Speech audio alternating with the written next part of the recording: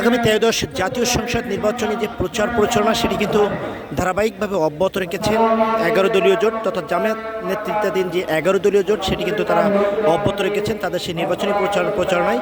সেই ধারাবাহিকতায় আজ কিন্তু তারা কুমিল্লার যে 14 গ্রাম উপজেলা সেখানে এসেছেন, যেখানে আব্দুল মোহাম্মদ তায়ের তিনি কিন্তু দাঁড়িপাল্লার প্রতীক নিয়ে তিনি কিন্তু লড়ছেন। এবং এই 14 গ্রামের যে পাইলট স্কুল সেই পাইলট স্কুল মাঠে কিন্তু আমরা দেখতে পাচ্ছি লাখো মানুষের ভিড়, তারা কিন্তু অবস্থান করছেন এখানে তাদের যে নেতার বক্তব্য শোনার জন্য। আমরা কিন্তু দেখছি মাঠ পেরিয়ে কিন্তু রাস্তার উপরেও কিন্তু মানুষ অবস্থান করছেন।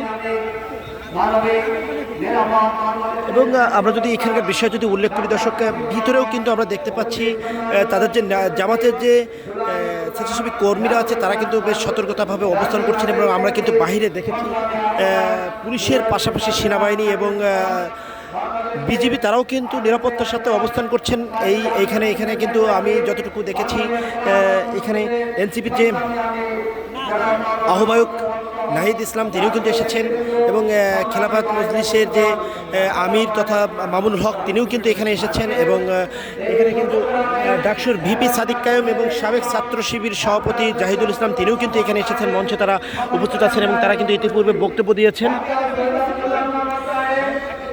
দর্শক আপনাদেরকে যদি জানিয়ে রাখি গত 22 তারিখ থেকে আমরা কিন্তু দেখেছি এই নির্বাচন পরিচালনার জন্য ইসি থেকে যে বিজ্ঞপ্তিটি দেওয়া হয় এবং যে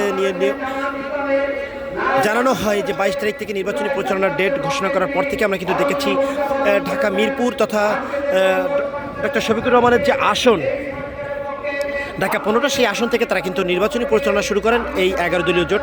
এবং তারপর থেকে কিন্তু আমরা দেখেছি দেশের উত্তরবঙ্গ তথা পঞ্চগড়, রাজশাহী এবং বগুড়া, ঠাকুরগাঁও বিভিন্ন অঞ্চলে তারা কিন্তু নির্বাচনী পরিচালনা করেন এবং পরবর্তীতে তারা কিন্তু দ্বিতীয় ধাপে ঢাকায় এসে আবার নির্বাচনী পরিচালনা শুরু করেন।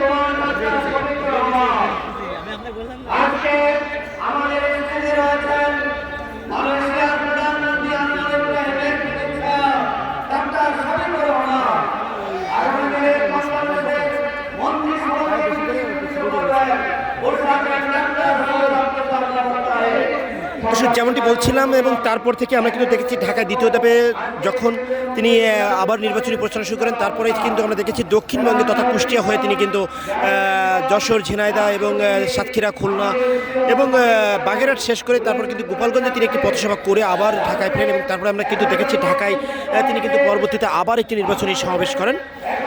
এবং তারপরে কিন্তু আমরা দেখেছি এই অঞ্চল তথা যে দক্ষিণ পূর্ব অঞ্চল ফেনী এবং নোয়াখালী, লাকসাম, লক্ষ্মীপুর এবং আজকে কিন্তু এই কুমিল্লার যে 14 গ্রাম সেখানে কিন্তু এসেছেন।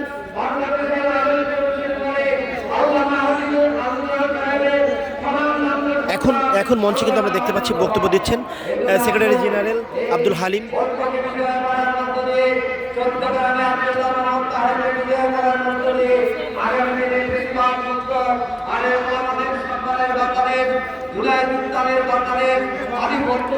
আমরা কিন্তু এখানে লক্ষ্য করছি তাদের যে নির্বাচনী প্রতীক তথা দাঁড়িপাল্লা তারা কিন্তু নিয়ে এখানে এসেছেন এবং আমরা ভিতরেও কিন্তু এটাও দেখতে পাচ্ছি তাদের হ্যাঁ ভোটের যে ব্যানার সেটাও কিন্তু তারা দেখাচ্ছেন।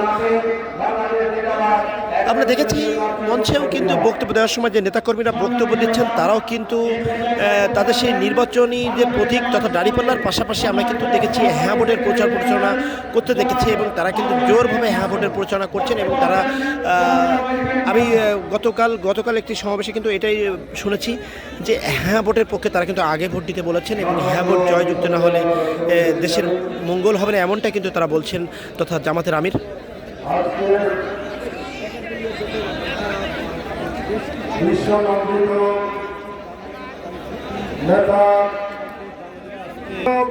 দর্শক নিরাপত্তার বিষয়ে যেটি বলছিলাম, নিরাপত্তার বিষয়ে আমরা কিন্তু দেখেছি পুলিশের পাশাপাশি সেনাবাহিনী এবং র্যাব এবং বিজিবি সেটিও কিন্তু মোতায়েন করা হয়েছে এবং গোয়েন্দা সংস্থার লোক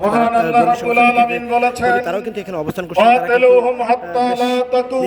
দায়িত্ব পালন করছেন এবং তারা এখানে বেশ সতর্কতার সহিত অবস্থান করছেন যেটি আমরা লক্ষ্য করেছি। তোমরা সংগ্রাম অব্যাহত রাখো যতক্ষণ না ফিতনা নির্মূল হবে এবং আল্লাহর দ্বীন জমিনে কায়েম হবে, শান্তি নিশ্চিত হবে।